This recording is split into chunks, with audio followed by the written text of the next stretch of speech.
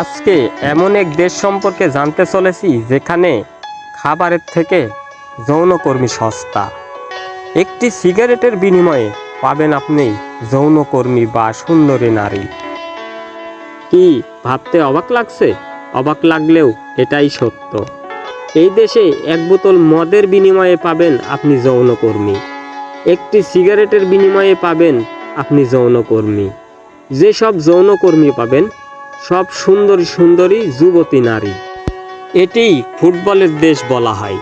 বুঝে ফেলেছেন তো কোন দেশের কথা বলছি? হ্যাঁ, ব্রাজিলের কথাই বলছি। ব্রাজিলই সর্বোচ্চ বিশ্বকাপ জয় করেছেন। ব্রাজিলের সমস্ত অজানা তথ্য ও আসল রহস্যগুলো জানতে আমাদের ভিডিওটি দেখুন। এবং আপনি যদি এই ভিডিওতে নতুন হয়ে থাকেন তাহলে অবশ্যই চ্যানেলটি সাবস্ক্রাইব করে পাশে থাকা বেল বাটনটি বাজিয়ে দিন। আপনি কি জানেন ব্রাজিলে যৌনকর্মীর হলিডে পালন করা হয়? ব্রাজিলের একটি দ্বীপের মেয়েরা পুরুষের কাছে আকুতি জানিয়েছে ভালোবাসার জন্য। এখানে যদি আপনি ভালোবাসায় আবদ্ধ হতে চান কিছু নিয়ম মেনে চলতে হবে। এই দেশে জেল কয়েদিদেরকে সাইকেল চালাতে দেওয়া হয়, সেখান থেকে কিছু বিদ্যুৎ উৎপাদন হয়, সেই বিদ্যুৎ দিয়ে পাশের গ্রামগুলো চলে। ব্রাজিলে একটি সাপের দ্বীপ রয়েছে, সেখানে ভয়ঙ্কর ভয়ঙ্কর সাপ আছে, পা ফেলার মতো জায়গা থাকে না সেই সাপের জন্য। ব্রাজিল দক্ষিণ আমেরিকার সবথেকে বড় দেশ। এই ব্রাজিলের আয়তন 85,14,877 বর্গ কিলোমিটার। ব্রাজিলের মানুষদের একটি বদ অভ্যাস রয়েছে, এরা মিথ্যা বলতে পারদর্শী। আপনাকে সেকেন্ডের ভিতরেই বোকা বানিয়ে দিবে। এরা মিথ্যা বলে, কিন্তু এরা খুব ধৈর্যশীল। এখানে যে সকল মেয়েগুলো দেখছেন এগুলা সবই যৌনকর্মী।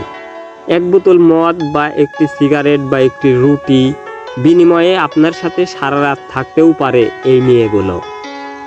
ব্রাজিলের প্রতিটি রাস্তায় রাস্তায় মিলবে এইরকম সুন্দরী সুন্দরী যৌনকর্মী। ব্রাজিলের মেয়েরা বিশ্বের সুন্দরীদের ভিতরে অন্যতম। এই দেশে পতিতাবৃত্তি বৈধ থাকলেও শিশুদের পতিতাবৃত্তি করা নিষিদ্ধ।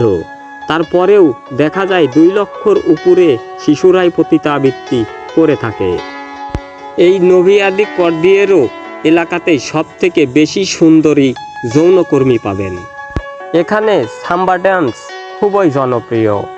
ব্রাজিলের বাৎসরিক উৎসব কার্নিভাল। এটি মূলত বিভিন্ন মুখোশ ও বাহারি পোশাকের আড়ালে সাম্বার তালে তালে নাচের প্যারেড। এই সাম্বা নাচের অনুষ্ঠানে প্রায় 50 লাখ মানুষ এক জায়গায় জড়ো হয়।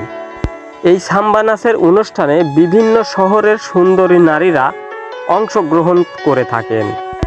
এই ব্রাজিলেই আবার রয়েছে অদ্ভুত নিয়ম। জেল কয়েদিদেরকে বই পড়তে দেওয়া হয়। একটি করে বই পড়া শেষ করলেই সাজা কমে যায় 4 দিন করে। এই ব্রাজিলে পুরুষের চেয়ে নারীর সংখ্যা বেশি। যে সকল পুরুষগুলো আছে এরা অন্য শহরে কাজের সন্ধানে চলে যাওয়ায় নারীর সংখ্যা অনেক বেশি হয়ে গেছে। এ কারণে এখানকার নারীরা পুরুষের কাছে আবেদন জানিয়েছে।